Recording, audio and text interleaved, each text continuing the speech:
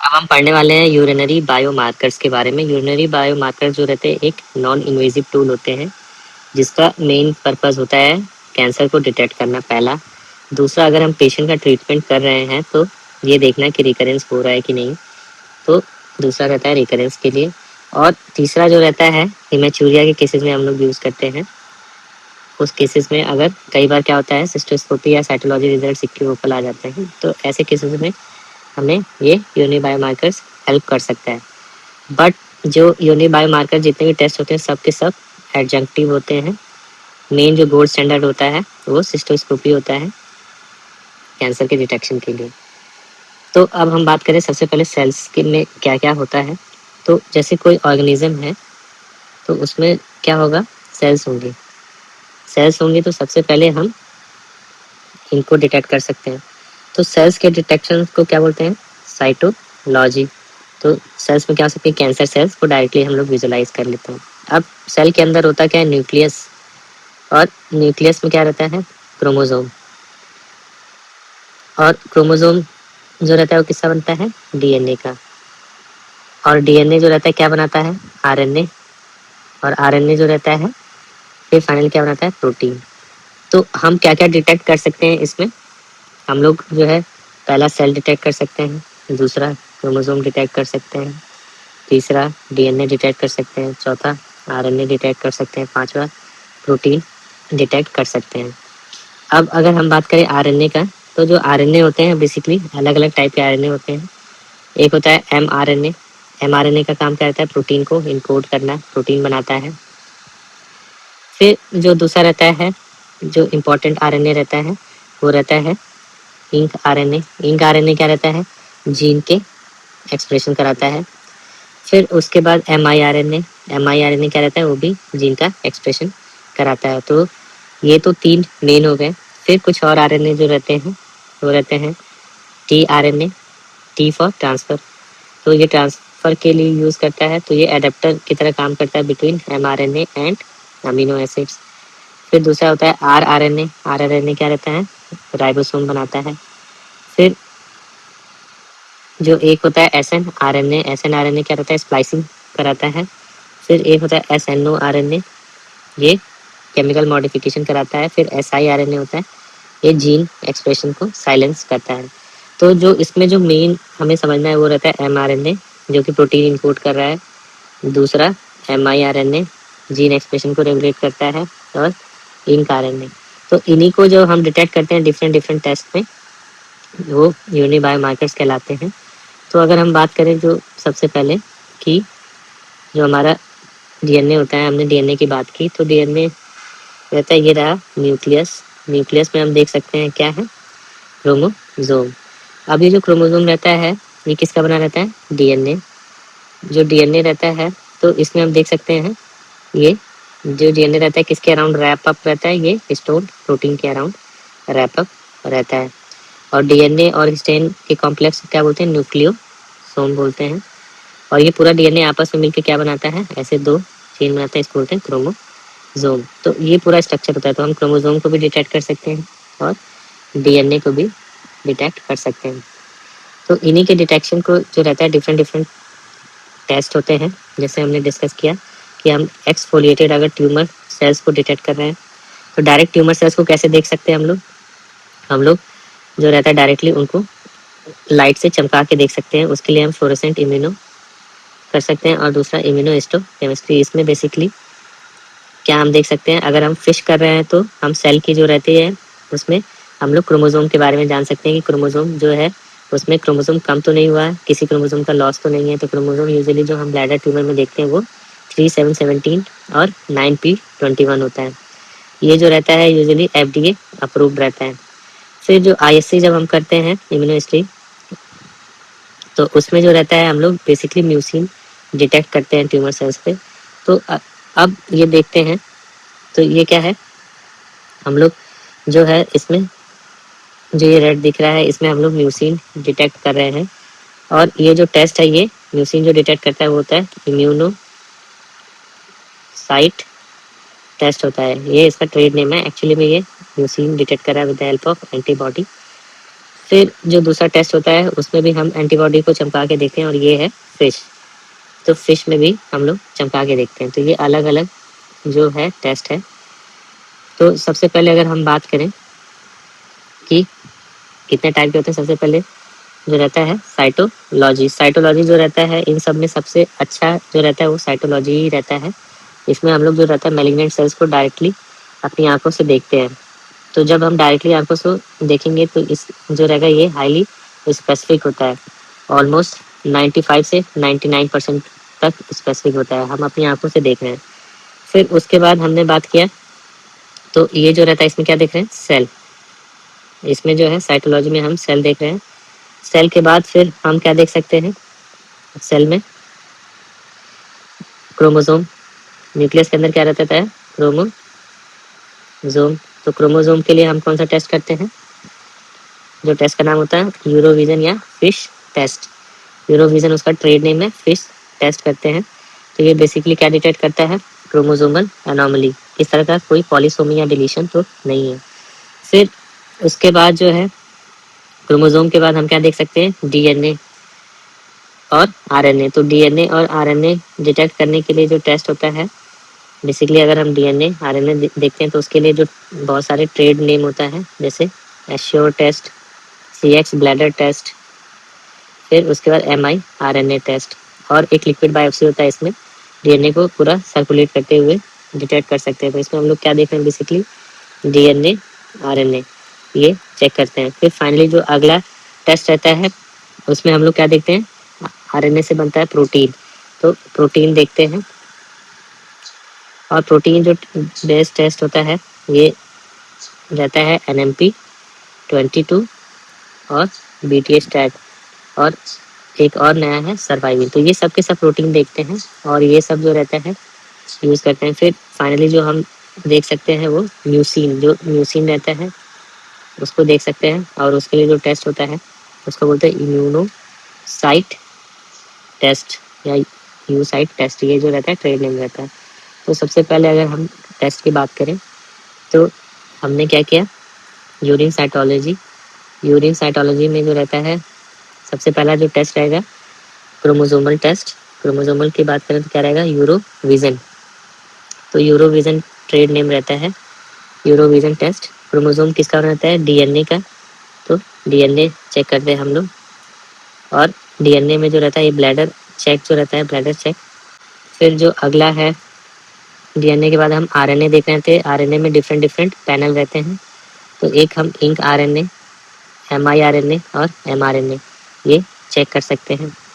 फिर उसके बाद आरएनए से क्या बनाता है, प्रोटीन। प्रोटीन बेस्ड टेस्ट जो रहता है NMP22 सर्वाइविंग, ये सब जो रहता है टेस्ट कर सकते हैं। तो ये जो है अलग अलग टेस्ट हैं। अब बात करते हैं सबसे पहले साइटोलॉजी का। तो जो साइटोलॉजी रहता है वो स्टैंडर्ड बायोमार्कर होता है, और इसमें हम लोग बेसिकली डायरेक्ट एग्जामिन करते हैं ये टिपिकल यूरोथीलियल सेल्स को। अब डायरेक्ट एग्जामिन कर रहे हैं तो इसका स्पेसिफिक जो रहता है ऑलमोस्ट 95 से 99% के बीच में होता है, जो कि सारे बायोमार्कर्स में सबसे हाईएस्ट रहता है। बट इसकी जो सेंसिटिविटी होती है ये जो रहता है वेरी करता है। ये बहुत ही अच्छा होता है हाई ग्रेड, जो अगर कैंसर है हाई ग्रेड उसको डिटेक्ट करने के लिए ऑलमोस्ट 80 to 90% जो रहता है सेंसिटिव होता है। बट अगर कैंसर लो ग्रेड होगा तो वो उसको उतना अच्छा डिटेक्ट नहीं कर पाता है, और 20% से भी कम इसकी सेंसिटिविटी हो जाती है। तो लो ग्रेड में ये बहुत ही पुअर होता है। साइटोलॉजी की अगर हम बात करें तो सबसे पहले अगर हम देखते हैं साइटोलॉजी, तो फिर ये किसके लिए सबसे अच्छा होगा, ये रहेगा हाई ग्रेड कैंसर के लिए सबसे अच्छा होगा। दूसरा CIS के लिए सबसे अच्छा होगा। तो इसलिए इसको जो है एक रेफरेंस टेस्ट मानते हैं अकॉर्डिंग टू द AUA और EUA गाइडलाइंस, अमेरिकन और यूरोपियंस दोनों। इसमें क्या कमी होती है, प्रॉब्लम ये रहती है कि ये एक ऑपरेटर डिपेंडेंट टेस्ट होता है, और अगर लो ग्रेड लीजन रहता है तो वो उसको अच्छे से डिटेक्ट नहीं कर पाता है। उस केस में जो रहता है नेगेटिव आता है। और दूसरी खास बात ये रहती है कि इससे सिर्फ हमें ये पता चलता है कैंसर है, ये नहीं पता चलता है कि कहाँ का कैंसर है। तो ये कैंसर को लोकलाइज नहीं कर सकता है ट्यूमर को। इसलिए कई बार बोलते हैं कि अगर जैसे हमने स्कोपी किया हेमाचूरिया के बाद और हम स्कोपी नॉर्मल आया, तो उसके बाद अगर साइटोलॉजी पॉजिटिव आ रहा है तो स्कोपी तो सिर्फ हम ब्लैडर ही देख रहे हैं, तो अपर ट्रैक्ट को हमें देखना जरूरी है।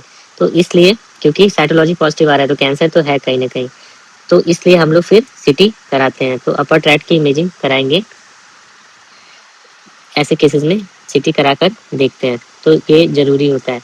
फिर जब हम साइटोलॉजी करते हैं तो साइटोलॉजी करने के बाद जो यूरिन साइटोलॉजी होता है उसकी रिपोर्टिंग हम लोग जो करते हैं वो होता है पेरिस सिस्टम के ऊपर बेस्ड रहता है। पेरिस सिस्टम में होता है क्या है, टोटल पांच टाइप के होते हैं, 1, 2, 3, 4 और 5। तो पेरिस सिस्टम बेसिकली जो रहता है, अब जैसा हमने डिस्कस किया कि यूरोथेलियल जो कैंसर होता है लो ग्रेड और हाई ग्रेड होता है, और साइटोलॉजी बेसिकली क्या रहता है, हाई ग्रेड को ही डिटेक्ट करता है। तो सबसे पहला कि पेरिस अगर हम 4 की बात करें तो 4 में हमें पता चलता है कि वो सस्पिशियस है हाई ग्रेड यूरोथेलियल कार्सिनोमा के लिए, और पॉजिटिव कब होता है हाई ग्रेड के लिए, 5 में। तो पॉजिटिव जब आता है तो 5 होता है, सस्पिशियस रहता है 4 में रहता है, और जब नेगेटिव रहेगा तो 1 रहेगा। या अब बात करें नेगेटिव है तो 1 है हाई ग्रेड के लिए। फिर अगर लो ग्रेड यूरोथेलियल नियोप्लाज्म है तो दूसरा वाला रहता है, और ए टिपिकल रहेगा तो टाइप 3 रहेगा। अब ये चीज़ डिसाइड कैसे होता है कि हाई ग्रेड है लो ग्रेड है, तो हम लोग जो रहता है न्यूक्लियस और साइटोप्लाज्म का रेशियो देखते हैं। अगर न्यूक्लियस और साइटोप्लाज्म का रेशियो जो है 0.5 से ज़्यादा है, अगर 0.5 से ज़्यादा है, हमें देखना क्या रहता है कि ज़्यादा है या कम है। तो अगर 0.5 से ज़्यादा है तो वो जो रहेगा बेसिकली ए टिपिकल होगा, ए टिपिकल यूरोथेलियल सेल्स रहेगा। अगर उसमें से कोई भी एक फीचर होता है जैसे कि हाइपर क्रोमेसिया या क्रोमेटिन जो है कोर्स रहे या इरेगुलर क्रोमेटिन रहे, तो hyperchromasia, coarse chromatin, irregular chromatin, मतलब क्रोमेटिन जो है उसमें कोई प्रॉब्लम है तो ये ए टिपिकल यूरोथेलियल सेल्स होगा, बशर्ते उसमें कोई और रीज़न ना हो। तो अदर रीज़न अगर होगा ये सब होते हुए भी तो उसको नेगेटिव मानते हैं, बट अगर कोई और रीज़न नहीं है तो ए टिपिकल यूरोथेलियल सेल्स मानते हैं। जबकि अगर सेल्स में फाइब्रोवास्कुलर कोर अगर पॉजिटिव होगा, सिर्फ फाइब्रोवास्कुलर कोर पॉजिटिव रहता है तो वो क्या रहता है, लो ग्रेड। फाइब्रोवास्कुलर कोर जो है वो पॉजिटिव है तो वो लो ग्रेड यूरोथेलियल नियोप्लाज्म होगा, और इसका साइटोप्लाज्मिक रेशियो कितना होगा, अगर एनसी रेशियो की बात करें तो लेस देन 0.5 होगा। इसका भी अगर एनसी रेशियो है लेस देन 0.5 होता है, नेगेटिव मानते हैं। अगर मोर देन 0.5 ले रहे हैं तो ऐसे केस में जो रहता है हमें क्या देखना होता है, उसके साथ हाइपरक्रोमेसिया है कि नहीं, कोर्स क्रोमेटिन है कि नहीं, इरेगुलर क्रोमेटिन है कि नहीं, तो वो ए टिपिकल यूरोथेलियल सेल्स कहलाता है। फिर अगर न्यूरोसाइटोप्लाज्मिक रेशियो के साथ अगर हाइपरक्रोमेसिया दो फीचर्स एक साथ लेते हैं तो वो कहलाता है सीवियर। तो दो ही कैटेगरी होता है, ये जो कैटेगरी रहता है ये रहेगा माइल्ड और ये रहेगा सीवियर। तो सीवियर में क्या रहता है, हाई ग्रेड के लिए सस्पिशियस रहेगा या पॉजिटिव रहेगा, जबकि माइल्ड में क्या रहता है, लो ग्रेड रहता है या एटिपिकल रहता है। तो ये माइल्ड केसेस होते हैं, लो ग्रेड या एटिपिकल। तो ऐसे में होता क्या है कि इसका जो न्यूक्लियर साइटोप्लाज्मिक रेशियो है इसमें बेसिकली अगर हम बात करें लो ग्रेड एटिपिकल में तो मोर देन 0.5 होता है, जबकि इसमें nuclear cytoplasmic ratio more than 0.7 होता है। तो ये केस रहता है। फिर अब हम बात करें कि हाँ सीवियर होने के लिए क्या चाहिए रहता है कंडीशन, तो सीवियर होने के लिए न्यूक्लियर साइटोप्लाज्मिक रेशियो 0.7 से ज़्यादा होना चाहिए और हाइपरक्रोमेसिया होना चाहिए। फिर हाइपरक्रोमेसिया के बाद एक और फीचर होना चाहिए, आइदर कोर्स क्रोमेटिन होना चाहिए या इरेगुलर क्रोमेटिन, तो ये सीवियर कहलाता है। तो इसके बेसिस पे हमने क्या पढ़ लिया, एक होता है non high grade urothelial carcinoma, low grade urothelial neoplasm, a typical urothelial cells, तो ए यू सी जो रहेगा वो क्या होगा 3 वाला रहेगा। फिर सस्पिशन टाइप 4 होता है और 5 पॉजिटिव टाइप 5। तो ये रहता है पेरिस सिस्टम फॉर क्लासिफिकेशन। फिर अब हम आगे पढ़ते हैं, हमने पढ़ लिया सबसे पहले साइटोलॉजी जो सेल बेस्ड रहता है। अब हम पढ़ते हैं प्रोटीन बेस्ड। तो प्रोटीन बेस्ड अगर हम टेस्ट देखें तो प्रोटीन बेस्ड टेस्ट कौन से रहता है, जो अप्रूव्ड है वो रहता है BTA टेस्ट और NMP22। तो प्रोटीन बेस्ड अगर बात करें तो जैसे प्रेगा न्यूज़ प्रेगनेंसी किट होता है, इसमें क्या रहता है यूरिन बेस्ड किट होता है, वैसे ही NMP22 रहता है। NMP22 ऐसे ये कंट्रोल रहता है, ये टेस्ट रहता है। इसमें अगर ये लाइन पॉजिटिव खींच जाती है, दोनों मैच करता है तो पॉजिटिव बोलते हैं, इसका मतलब कैंसर है। तो ये NMP22 रहता है। ऐसा ही सेम BTA भी रहता है, BTA स्टैट। तो दोनों जो रहता है लगभग सेम टेस्ट है, सेम कैटेगरी के हैं, प्रोटीन ही टेस्ट करता है। और तीसरा इसी कैटेगरी में जो रहता है NMP22 और BTA, ये सब ट्रेड नेम है, उसी में सर्वाइविन भी आता है। तो ये सारे तीनों जो टेस्ट हैं प्रोटीन बेस्ड हो गए। फिर अगला जो कैटेगरी है प्रोटीन बेस्ड के बाद हम बात करें मॉलिकुलर, जो DNA और RNA के बेसिस पे होता है। तो उसमें हम लोग जो रहता है देखेंगे तो ये 3 टेस्ट रहता है। एक होता है सेलेक्ट MDX, एक होता है अश्योर MDX और एक होता है CX ब्लैडर। MDX जो रहता है वो कंपनी है, तो MDX जो कंपनी रहती है वो क्या बनाती है, अश्योर MDX। और एक होता है CX ब्लैडर। तो CX ब्लैडर भी जो रहता है DNA RNA बेस्ड रहता है। फिर उसके बाद जो रहता है ये इम्यूनोसाइट टेस्ट हो गया। तो अब सबसे पहले अगर हम बात करें प्रोटीन बेस्ड टेस्ट, तो प्रोटीन बेस्ड टेस्ट जो रहेगा वो कौन सा रहेगा, NMP22, जिसमें कौन सा प्रोटीन रहता है, न्यूक्लियर मैट्रिक्स प्रोटीन 22। तो जो न्यूक्लियर मैट्रिक्स प्रोटीन होता है वो यूजुअली अपोप्टोटिक सेल्स जो रहती है, माइटोटिक सेल्स, उनसे निकलता है और इसको FDA ने अप्रूव कर रखा है। ये बेसिकली डिप्स्टिक टेस्ट होता है जो कि ब्लैडर चेक के नाम से होता है। ब्लैडर चेक के नाम से जो रहता है वो डिप्स्टिक टेस्ट होता है और पेशेंट इसको घर पे भी यूज़ कर सकता है, इसलिए इसको पॉइंट ऑफ केयर टेस्ट भी बोलते हैं। इसका दूसरा वर्जन भी रहता है जो कि अलाइजा वर्जन होता है, उसमें बड़ी बड़ी मशीन पैथोलॉजी लैब में रहती हैं। तो दोनों वर्जन जो रहता है FDA अप्रूव्ड है। अब अगर हम बात करें तो जितने भी टेस्ट होते हैं अदर देन साइटोलॉजी, वो उनकी लगभग 70-80 के अराउंड ही सेंसिटिविटी स्पेसिफिसिटी रहती है। तो इसकी जो सेंसिटिविटी है वो ऑलमोस्ट हम जान सकते हैं कि 60-60 रहता है इसका। तो 60% सेंसिटिविटी, 60% स्पेसिफिसिटी। क्यों? क्योंकि ये फॉल्स पॉजिटिव देता है। अब पेशेंट को कोई भी पैथोलॉजी हो, ब्लैडर में कुछ भी हुआ हो, चाहे इन्फेक्शन हुआ हो, चाहे स्टोन हो, सब में पॉजिटिव आ जाएगा। फिर अगर कोई इन्फ्लेमेशन है तो उसमें भी पॉजिटिव आ जाएगा। पेशेंट ने कोई ऑपरेशन कराया है, TURP हुआ है, इंस्ट्रूमेंटेशन भी अगर गलती से कर दिया है, तो हर केस में पॉजिटिव आ जाता है। तो इसलिए ये ज़्यादा स्पेसिफिक नहीं होता है। ऑलमोस्ट 60-60 का रेशियो रहता है कि 60% सेंसिटिव, 60% स्पेसिफिक। तो ये फॉल्स पॉजिटिव रिजल्ट देता है UTI स्टोन्स में। फिर अगर अभी स्कोपी कराया है, इंस्ट्रूमेंटेशन कराया है, इन्फ्लेमेशन में भी, BCG थेरेपी में भी, तो ऐसे केस में क्या रहता है, पेशेंट जो रहता है उसको अब उसने क्या किया, यूरिन जो लेगा और ये NMP2 टेस्ट पे किया और उस पर अगर पॉजिटिव आ गया तो उसको लगेगा कैंसर है। जबकि इसकी सेंसिटिविटी और स्पेसिफिसिटी बहुत ही पुअर रहती है, 60 के अराउंड रहता है, फिर भी FDA अप्रूव्ड है तो यूज़ करते हैं। NMP22 की बात करें तो जो रहता है TURBT के बाद NMP22 का लेवल बढ़ जाता है, क्योंकि ये कौन से सेल से निकलता है, जो कि एपोप्टोटिक सेल्स होती है या माइटोटिक सेल्स होती है, तो उनसे निकलता है। फिर ये जो रहता है अगर लो ग्रेड ट्यूमर होगा, जैसे साइटोलॉजी नहीं पकड़ पाता है वैसे ये भी नहीं पकड़ पाता है, लो सेंसिटिविटी फॉर TA-T1 डिजीज। फिर जो इसी कैटेगरी में प्रोटीन बेस्ड टेस्ट होता है, दूसरा टेस्ट होता है, उसको बोलते हैं BTA। BTA क्या होता है, ब्लैडर ट्यूमर एंटीजन टेस्ट। और BTA की जो टेस्ट रहता है वो क्या डिटेक्ट करता है, वो डिटेक्ट करता है complement factor H related protein. तो complement factor H related protein जो रहता है ट्यूमर सेल्स डिटेक्ट करती हैं, जबकि NMP22 न्यूक्लियर मैट्रिक्स प्रोटीन 22 और BTA वाला जो रहता है complement factor H related protein जो रहता है ट्यूमर सेल से निकलती है, तो बता देता है। तो ये भी यहाँ पे पेशेंट अपना यूरिन डाला और 15 मिनट में रिजल्ट आ जाता है। तो ये भी जो रहता है काफ़ी क्विक टेस्ट होता है, इसका भी लगभग 60-60 का काम है। ये भी सेम ऐसे ही फॉल्स पॉजिटिव UTI स्टोन्स और ब्लीडिंग इन्फॉर्मेशन में देता है। जो BTA टेस्ट रहता है ये भी FDA अप्रूव टेस्ट होता है और इसको यूज़ करते हैं। फिर उसके बाद जो अगला है BTA टेस्ट में क्या दिक्कत रहती है, ये हिमेचूरिया और सिस्टाइटिस में यूज़ नहीं कर सकते हैं। फिर जो अगला है वो है सर्वाइविन। सर्वाइविन जो रहता है कौन सा प्रोटीन डिटेक्ट करता है, IAP प्रोटीन। IAP प्रोटीन क्या होता है, इनिबिटर ऑफ एपोप्टोसिस। तो इनिबिटर ऑफ एपोप्टोसिस जो रहता है, सर्वाइविन नाम से पता चल रहा है कि जो सेल्स हैं वो सर्वाइव किए हैं, तो इसलिए इसको सर्वाइविन बोलते हैं। कैसे सर्वाइव किए, एपोप्टोसिस को इनिबिट करके, इनिबिटर ऑफ एपोप्टोसिस प्रोटीन को।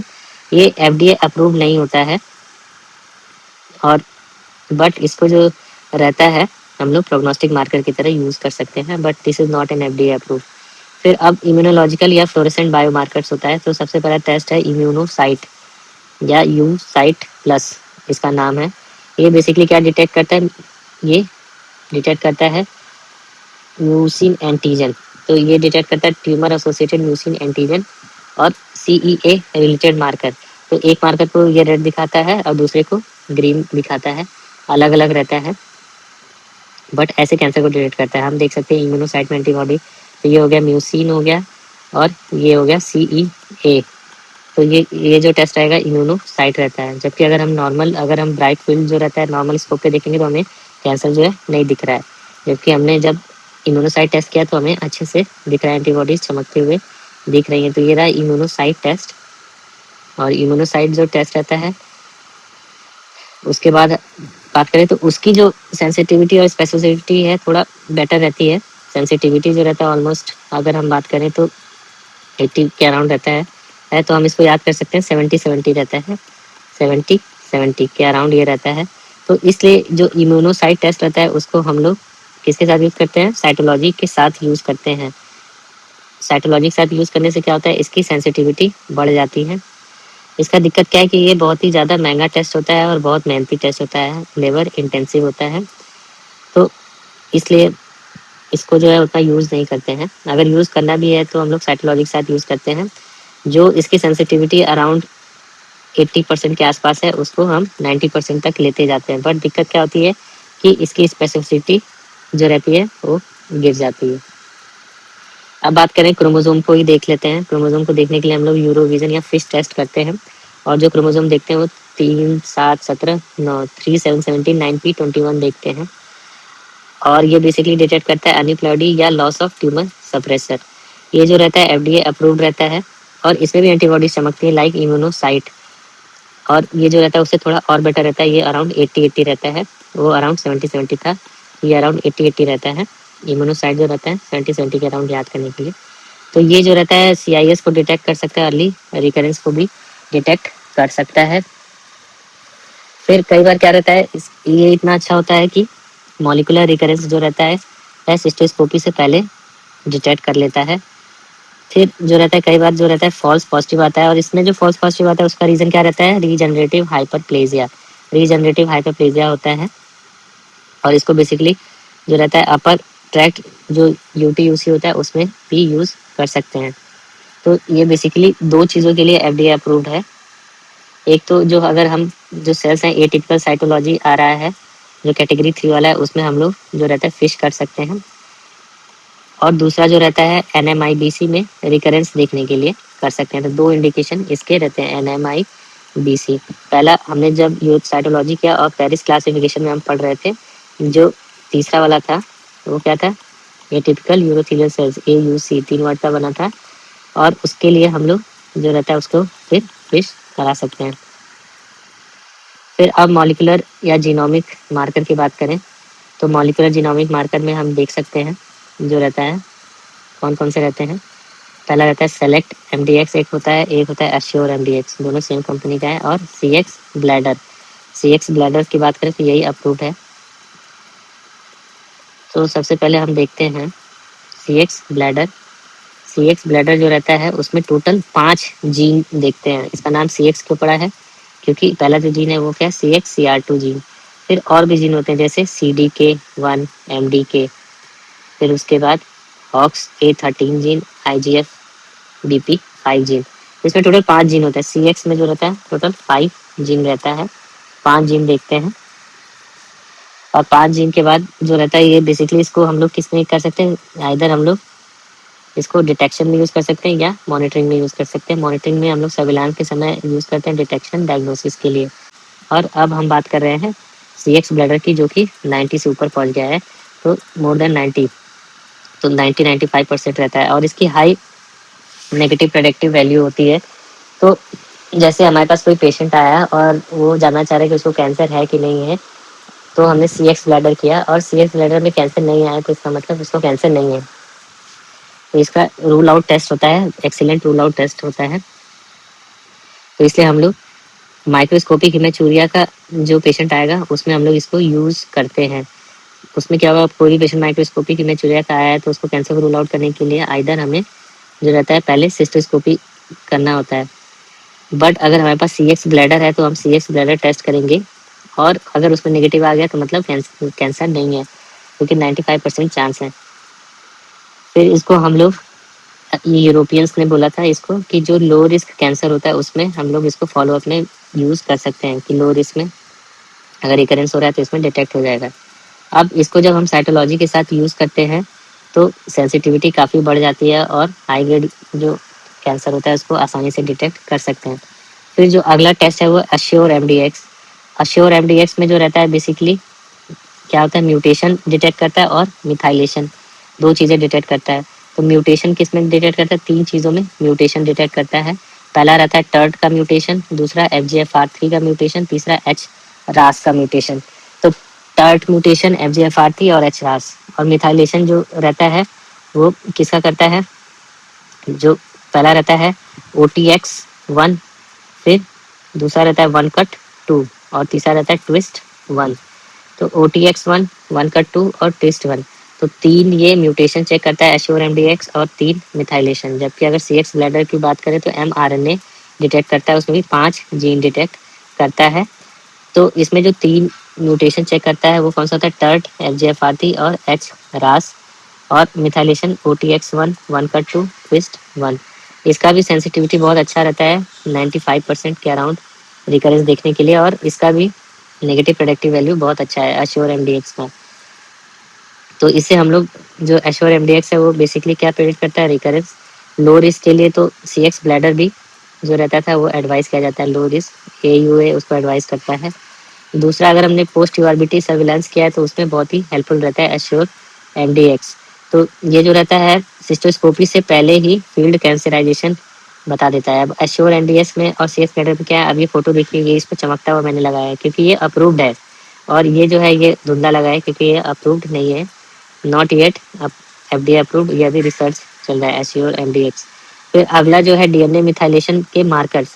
तो DNA मिथाइलेशन जो रहता है, एश्योर एमडीएक्स भी मिथाइलेशन जो रहता है उसको डिटेक्ट कर रहा था। उसमें था OTX1, वन कट और ट्विस्ट।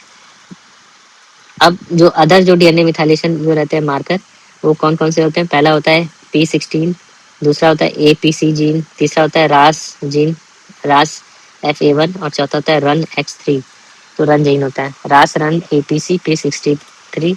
तो इससे क्या होता है कि अगर हम DNA मिथाइलेशन के मार्कर को चेक करेंगे तो प्री मैलिग्नेंट लीजन को डिटेक्ट कर सकते हैं, अर्ली मॉलिक्यूलर चेंज पता चल सकता है। तो ये जो DNA मिथाइलेशन मार्कर्स होते हैं वो काफ़ी ज़्यादा जो यूरोथेलियल कैंसर होता है उसके लिए सेंसिटिव होते हैं, प्लस DNA स्टेबल है कि नहीं वो भी बताते हैं। तो अगर हम एक बात करें तो वो ये है कि यूरेनियम मिथाइलेशन जो रहता है, अगर साइटोलॉजी नेगेटिव है रिकरेंस के केस में, अगर कोई पेशेंट है उसमें अर्ली रिकरेंस हो रहा है, TURBT अच्छे से हो गया और दोबारा रिकरेंस हो रहा है, तो ऐसे केस में साइटोलॉजी नेगेटिव रहता है, फिर भी ये जो DNA मिथाइलेशन मार्कर्स हैं पॉजिटिव रहते हैं। कौन कौन से मार्कर जो पॉजिटिव रहते हैं, तो जो पेशेंट रहता है उसने सिस्टोस्कोपी कराई, फिर उसको जो है भाग के मतलब क्या होता है, रन रन करके उसको जो रहता है P16 का मार्कर कराना रहता है, APC का मार्कर कराना रहता है, और रास का मार्कर कराना रहता है। फिर उसके बाद आप बात करें mRNA की फैमिली बहुत बड़ी होती है, और हमने ऊपर देखा था जो RNA होते हैं कई टाइप के होते हैं, उसमें बेसिकली जो 3 RNA होते हैं उनको हम यूज़ करते हैं डिटेक्शन के लिए। तो उसमें जो सबसे पहला हम देख रहे थे वो था mRNA, फिर जो दूसरा था वो था miRNA। तो miRNA क्या कर रहा था, जीन एक्सप्रेशन को रेगुलेट कर रहा था, और तीसरा जो था इंक RNA वो भी जीन एक्सप्रेशन को रेगुलेट कर रहा था। बाकी 5 और अलग टाइप के हैं, वो उतना इम्पोर्टेंट नहीं है यहाँ पे। तो उसमें सबसे पहले हमने जो था mRNA बेस्ड जो बायोमार्कर्स कराते हैं, तो mRNA की फैमिली बहुत बड़ी होती है जिसको बोलते हैं मीर फैमिली। अब जो मीर फैमिली जो रहती है mRNA की, वो बेसिकली जो उसमें टेस्ट होता है वो मीर 126, मीर 200, मीर 96, मीर 21। बेसिकली हमें याद रखना है कि मीर क्या है, mRNA को मीर लिखते हैं, तो मीर हो गया mRNA, बहुत सारे नंबर के होते हैं, तो पहला 21 होता है, 96, 126 और 200। तो ये रहता है mRNA फैमिली में 21, 96, 126, 200। तो ये बेसिकली कैंसर प्रेजेंस और ग्रेड को बताता है। ये अभी रिसर्च में बहुत ज़्यादा है, अभी अर्ली फेज में है। तो इससे फ़ायदा क्या होगा कि हम लोग एक साथ कई RNA डिटेक्ट करें तो मल्टीप्लेक्स डायग्नोस्टिक पैनल पता चल जाएगा। तो यूजुअली होता क्या है कि जो ये 126 RNA होता है, अगर कैंसर होता है तो ये कम हो जाता है, 126 RNA। फिर हमने जो डिस्कस किया था कि कौन कौन से कंपोनेंट होते हैं जो डिटेक्ट करते हैं, उसमें हमने सेल्स बताया था जिसको साइटोलॉजी से डिटेक्ट करते हैं, डीएनए, आरएनए और प्रोटीन डिटेक्ट कर सकते हैं। फिर अदर भी चीज़ें होती हैं जिनको हम लोग डिटेक्ट कर सकते हैं जो भी रिसर्च लेवल पे है। उसमें क्या होता है, वेसाइकल्स। तो एक्स्ट्रा सेलुलर वेसाइकल्स जो सेल्स होते हैं अपने डीएनए और आरएनए को वेसाइकल्स के फॉर्म में भी सिक्रीट करती हैं। तो डीएनए, आरएनए, एक्स्ट्रा वेसाइकल्स और एक्स्ट्रा वेसाइकल्स प्रोटीन, इनको भी हम डिटेक्ट कर सकते हैं। ये जो सेल्स रहती हैं उनके कुछ मेटाबोलाइट्स होते हैं, उनको भी हम डिटेक्ट कर सकते हैं, जैसे कि एडिनोसिन, लैक्टेट, सक्सिनेट, ये सब जो चीज़ें रहते हैं वो डिटेक्ट कर सकते हैं। बाकी जीनोमिक तो हम कर ही रहे हैं जिसमें हम लोग म्यूटेशन, मिथाइलेशन डिटेक्ट करते हैं। तो ये चीज़ जो रहता है, अगर आगे बात करें तो जो रहता है सेल फ्री जो रहता है, हम लोग ट्यूमर का डीएनए करते हैं चेक। तो हम लोग बेसिकली क्या रहते हैं, सेल को नहीं चेक कर रहे हैं, जो ट्यूमर सेल है उसका सिर्फ डीएनए चेक कर रहे हैं। तो इसको क्या बोलते हैं, सर्कुलेटिंग ट्यूमर डीएनए, और इसको बोलते हैं लिक्विड बायोप्सी। तो लिक्विड बायोप्सी बेसिकली होता क्या है, ये एडवांस टेक्निक है डीएनए और आरएनए चेक करने का, और इसमें बेसिकली हम लोग सेल्स का जो रहता है ट्यूमर का डीएनए चेक करते हैं। तो इसमें जो म्यूटेशन जो ब्लैडर रहता है उसमें कौन कौन सा म्यूटेशन रहता है, एक रहता है टर्ट म्यूटेशन, दूसरा रहता है FGFR3 म्यूटेशन, तीसरा रहता है P53 म्यूटेशन। तो ये म्यूटेशन जो रहता है हम लोग डीएनए इसका चेक कर सकते हैं यूरिन में। तो ये जो रहता है ये कहलाता है लिक्विड बायोप्सी। दूसरा एक और होता है ERCC2 अल्टरेशन। तो इससे हम जो ट्यूमर डीएनए उसको डिटेक्ट करके क्या फायदा होगा, एक हम डिटेक्शन भी कर सकते हैं, दूसरा मॉनिटरिंग भी कर सकते हैं, अर्ली रिकरेंस प्रिडिक्ट कर सकते हैं। तो मॉनिटरिंग और रिकरेंस प्रिडिक्शन। बट अगर हम बात करें तो ये नया है अभी, तो ये स्टैंडर्ड ऑफ केयर अभी नहीं बना है, रिसर्च चल रहा है इस पे। और ये बेसिकली अगर हम बात करें यूरिन सर्कुलेटिंग ट्यूमर डीएनए का, या सेल फ्री ट्यूमर डीएनए भी बोलते हैं इसको, सर्कुलेटिंग भी होता है या सेल फ्री भी होता है। तो सर्कुलेटिंग या सेल फ्री ट्यूमर डीएनए जो रहता है उसको ट्यूमर सर्विलांस की तरह हम लोग यूज़ कर सकते हैं। और ये कैसा काम करता है, बेसिकली जो प्लाज्मा जो हम लोग ब्लड निकाल के करते हैं, सीरम पीएच से कराए, ये सब कराए, तो क्या प्लाज्मा लिक्विड बायोप्सी, वैसे यूरिन में भी हम सर्कुलेटिंग ट्यूमर डीएनए कर सकते हैं। तो अगर हम बात करें सारे टेस्ट की जितना अभी तक हमने पढ़ा, तो उसमें सबसे अच्छा जो टेस्ट होता है साइटोलॉजी, वो अप्रूव्ड होता है और बाकी सारे टेस्ट जो रहते हैं कंपेयर होते हैं। तो इसमें जो NMP22 और BTA स्टैट है, ये दोनों जो रहता है बेसिकली प्रोटीन बेस्ड होते हैं, और इनका अराउंड 60 जो रहता है 60% हम मान के चलते हैं याद करने के लिए, ये रहता है। और 60 के अराउंड सेंसिटिविटी स्पेसिफिसिटी रहता है। दोनों जो टेस्ट रहते हैं फॉल्स पॉजिटिव देते हैं इन केस ऑफ स्टोन हो गया, इन्फ्लेमेशन हो गया, सिस्टोस्कोपी कराया है, ये सब चीज़ें कराया है। तो NMP22 और BTA स्टेट ये सब पॉजिटिव दे देंगे। फिर इसी में एक सर्वाइविंग रहता है जिसको अप्रूव नहीं किया गया है।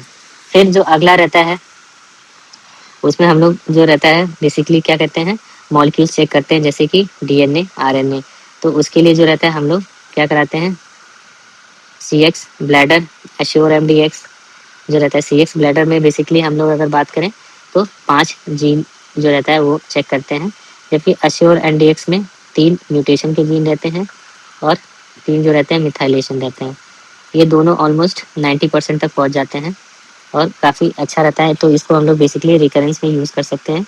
CX ब्लैडर का जो यूज़ रहता है लो रिस्क NMIBC में अप्रूव रहता है, और एश्योर का हम लोग रिकरेंस में कर सकते हैं, बट ये अभी भी FDA अप्रूव्ड नहीं है। फिर उसके बाद जो 2 रहते हैं जो चमकने वाले टेस्ट रहते हैं, फ्लोरेसेंस रहते हैं, उनका ऑलमोस्ट 70 इम्यूनोसाइट होता है और 80 यूरो विजन होता है।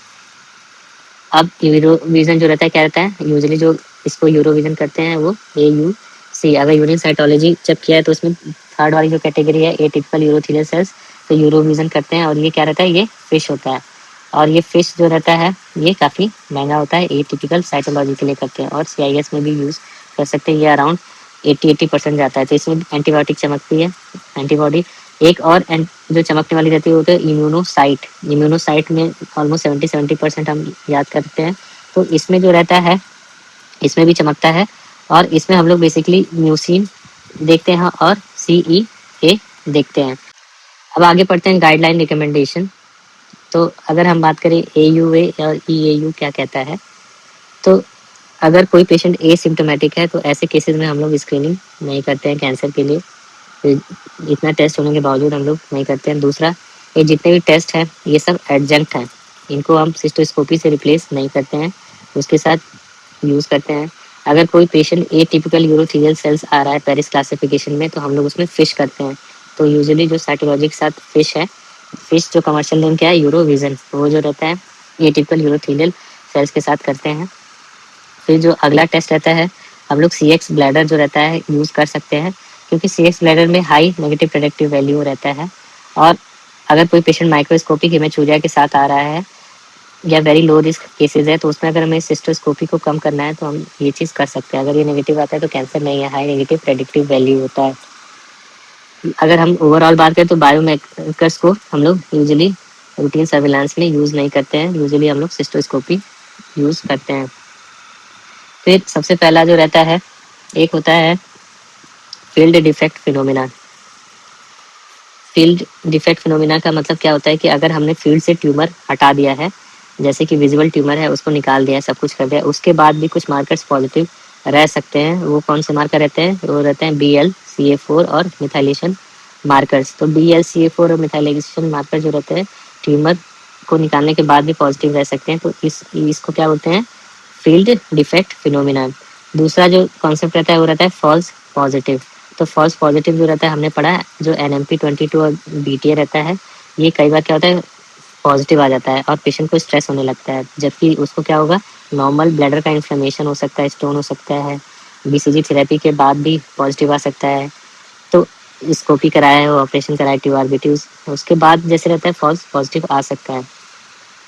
जबकि अगर बात करें साइटोलॉजी का, तो साइटोलॉजी जो रहता है उसमें बहुत रेयरली रेडिएशन या BCG के बाद फॉल्स पॉजिटिव आता है, नहीं तो फॉल्स पॉजिटिव नहीं आता है।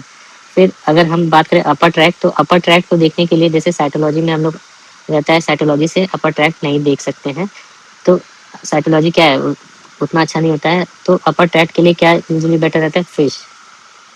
तो फिश बहुत अच्छा रहता है। फिश जो रहती है मछली, वो तैरते हुए ऊपर पहुंच जाती है, तो फिश टेस्ट जो रहता है वो यूजुअली प्रेफर करते हैं। उसकी सेंसिटिविटी 80% रहती है, जबकि साइटोलॉजी ओनली 40% अपर ट्रैक्ट कैंसर के लिए। अगर हम कॉम्बिनेशन यूज़ की बात करें, तो अगर हम साइटोलॉजी के साथ फिश भी यूज़ करते हैं, जो चमकने वाला टेस्ट है, या इम्यूनोसाइट दूसरा सस्ता वाला, और उसको यूज़ करते हैं, तो कैंसर डिटेक्शन रेट ऑलमोस्ट 95% हो जाता है CIS के केस में। फिर अब जो रहता है यूरिनरी बायोमार्कर्स को AI के साथ इंटीग्रेट कर रहे हैं, ये एक नया कॉन्सेप्ट आया है। AI हब हर जगह। इसमें बेसिकली क्या करते हैं, मशीन लर्निंग मॉडल जो रहता है, मशीन लर्निंग मॉडल का मतलब ये रहता है कि सारा डेटा जो पहले से ही अवेलेबल है, उसको हम लोग जो रहता है AI को सिखाते हैं कि इसको देखो और इसे ये पता लगाओ कि ये ट्यूमर है। तो जब वो उससे सीख जाता है डेटा, तो हम फिर CX ब्लैडर, जिसमें कि 5 जीन यूज़ करते हैं, उसको हम लोग यूज़ करते हैं, और उससे जो है बेसिकली AI के थ्रू जब CX ब्लैडर को यूज़ करते हैं, तो जो इंडिविजुअल टेस्ट है उससे कहीं ज़्यादा अच्छा होता है CX ब्लैडर का, ये आउट परफॉर्म करता है। अब बात करें फ्यूचर का, तो फ्यूचर जो है हमारा किसमें है? सर्कुलेटिंग ट्यूमर DNA और एक्सोसोमल RNA। अब प्रैक्टिकल एप्लीकेशन की बात करें कि कौन कौन से बायोमार्कर रिकमेंडेड हैं, तो अगर हिमेचूरिया है, हिमेचूरिया जैसे माइक्रोस्कोपिक हिमेचूरिया हो रहा है, तो ऐसे केस में हम लोग CX ब्लैडर जो है उसको यूज़ कर सकते हैं, क्योंकि इसका हाई नेगेटिव प्रेडिक्टिव वैल्यू होता है। और श्योर NDX जो रहता है रिसर्च पर्पज़ पे है, बट दोनों का लगभग सेम सही मैकेनिज्म सेम होता है। CX ब्लैडर में टोटल 5 जो रहता है जीन डिटेक्ट करते हैं, जबकि एश्योर NDX में 3+3 रहता है, 3 म्यूटेशन के रहते हैं, 3 मिथाइलेशन के रहते हैं। फिर अगर इक्विवोकल साइटोलॉजी आ रही है, जो 3 वाला रहता है, AUC एटिपिकल यूरोथीलियल, तो ऐसे केस में हमें फिश यूज़ करना होता है। फिर अगर हाई रिस्क पेशेंट है, उसका फॉलोअप करना है, तो उसके लिए साइटोलॉजी अच्छा रहता है, और उसके साथ फिश यूज़ करना चाहें तो कर सकते हैं, but cytology is recommended. Very low risk है, वेरी लो रिस्क केसेज है, तो उसके केस में CX ब्लैडर अच्छा रहता है, उसकी मदद से हम सिस्टोस्कोपी कम कर सकते हैं। अगर कोई पेशेंट जो है इस सिस्टोस्कोपी नॉर्मल आया है, फिर भी हमें लग रहा है कैंसर है, तो हमें साइटोलॉजी के साथ फिश यूज़ करना चाहिए। फिर अगर कोई पेशेंट है, अगर हमें एडवांस या रिसर्च बेस्ड सर्विलांस करना है, तो उसके लिए सर्कुलेटिंग ट्यूमर DNA या mRNA का पैनल है, उसको यूज़ कर सकते हैं। फिर अगर हम बात करें साइटोलॉजी, तो ओवरऑल साइटोलॉजी जो रहता है वो गोल्ड स्टैंडर्ड रहता है स्पेसिफिसिटी के लिए। और जो यूरोविजन है, जिसको फिश बोलते हैं, जो फिश है वो क्रोमोसोम देखने के लिए एक दूरबीन होता है, इसलिए उसको मॉलिक्यूलर माइक्रोस्कोप भी बोलते हैं। फिर उसके बाद NMP22 और BTA जो रहता है वो क्या होता है? प्रोटीन प्रेडिक्टर होता है। बट दिक्कत क्या होती है कि किसी भी तरीके का इन्फ्लेमेशन हो, चाहे स्कोपी से, चाहे इंस्ट्रूमेंटेशन से, चाहे ऑपरेशन से, स्टोन से, यूटीआई से, तो इनका लेवल बढ़ जाता है। फिर सी एक्स ब्लैडर या assure M D X bladder का है, तो बेसिकली हम लोग इसको next generation molecular triage tools भी बोलते हैं, क्योंकि ये माइक्रोस्कोपिक इमेज मीडिया में यूज़ कर सकते हैं और जो सिस्टोस्कोपी है उसको कम कर सकते हैं। सर्कुलेटिंग ट्यूमर डीएनए की बात करें तो ये फ्यूचर है न्यूरोलॉजी ऑन्कोलॉजी का।